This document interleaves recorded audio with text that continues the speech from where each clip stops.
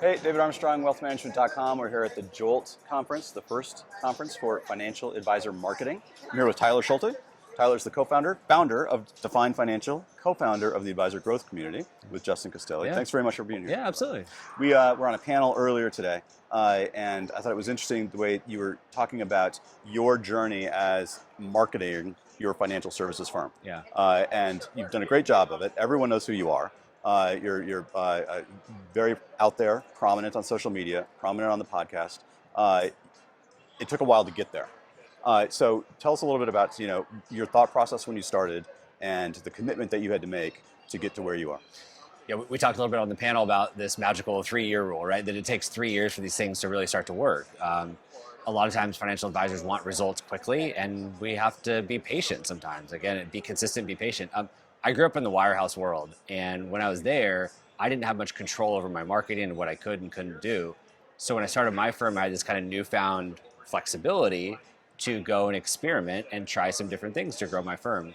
I found that I enjoyed podcasting and audio more than writing or public speaking and other things. And so I ultimately started a podcast, and we talked about some of the roadblocks that I hit in building that, but it took about 3 years for that to start to work and grow an audience, and then for that audience to start to turn into real clients. So it was a bit of a journey. I fell on my face a few times. I learned, but ultimately it's really helped us grow tremendously in the last couple of years.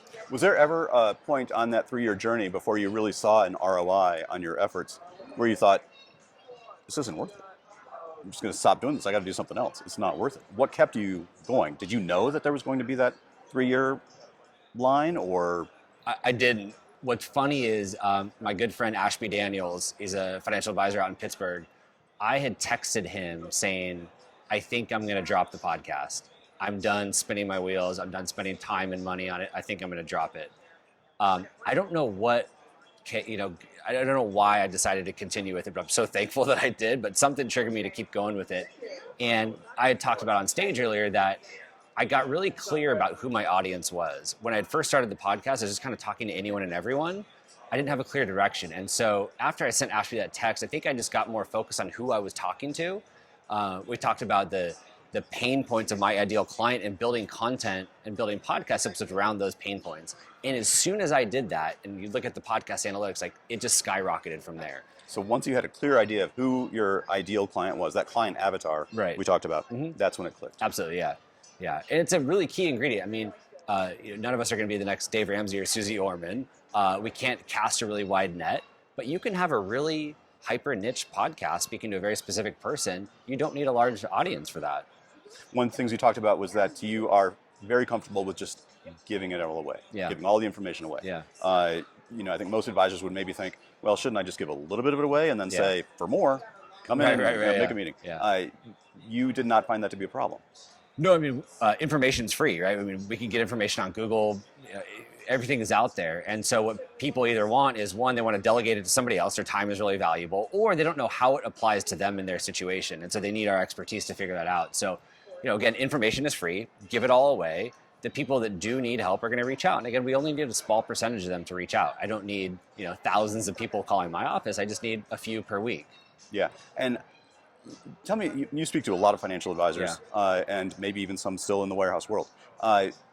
We've had 10 years of a bull market, right? Boom, boom, boom. Market's gone up. Advisors' books have grown without really much effort, right? Yeah. And so they're sitting pretty. Looks like that's about to change. And things are getting wobbly. What do you think that will do for the traditional financial advisory firm that does no marketing and has always relied on just a growing equity market and maybe a referral here and there? I think it's a challenge. I was talking to somebody else here. The average advisory firm spends about 2% of gross revenue on marketing activities. And like you said, that's during good times. So what happens when things do turn around and they can't spend any money on marketing? And so, in order to grow, we do have to invest in our businesses. The average small business owner spends 8 to 10% on marketing. So it does cost money to invest back into your firm to grow. I think some of these firms will struggle if they're not willing to reinvest.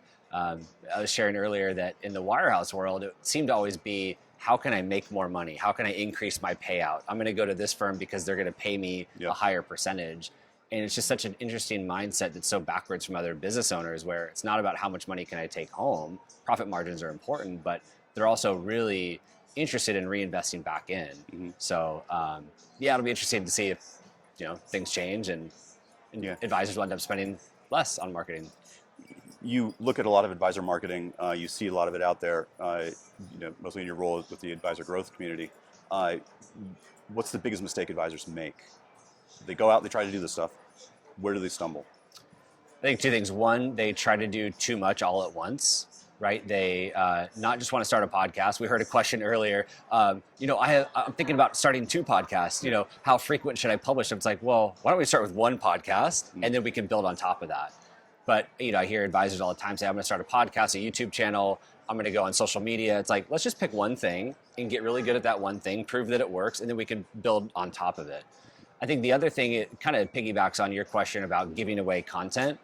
Advisors seem to not want to put everything out there, and even like their own personal lives. Some of the most engagement I get from the podcast or even some of the written content we do has nothing to do with financial planning at all. It's a story about my family or my kids or my wife, or it's something personal that people connect with. So I think sometimes advisors are afraid to put themselves out there and be vulnerable and really show who they really are. And they do kind of hold back and hide behind the computer screen. So I think there's something just like really putting yourself out there and being yourself. Yeah, and it's hard for advisors. It's scary. To do that. Hard for anyone to do that, really. Yeah. I think advisors they're naturally risk averse, right? Yeah. So how do you get them over that hump? How do you get them to think about, it's not, you go out there, it's not the worst thing in the world if you screw it up. Sure. I mean, you're going to fail. You're going to hate the first 10 podcast episodes you produce. You're going to hate the first 10 articles you produce. I was listening to Morgan Housel on Tim Ferriss's podcast, and he talks about his early writing days and, how bad it was. Like, it just took time. It took repetitions. So number one, just acknowledging like it's not going to be perfect on day one. And I think a lot of us advisors are kind of perfectionists, and there's that paralysis by analysis. We want to get everything perfect before we actually go and publish it. But I think there's something to be said for just hitting record, hitting publish, and just putting it out into the wild, getting feedback, improving, hiring people to help you improve. So I think that's the most important thing, is just to do it, just to hit publish and put it out there, learn, pivot, improve, and know that it's going to take time. That's great. Yeah. Taylor, thanks very much. Yeah, absolutely, Dave. Appreciate it. Thanks for listening.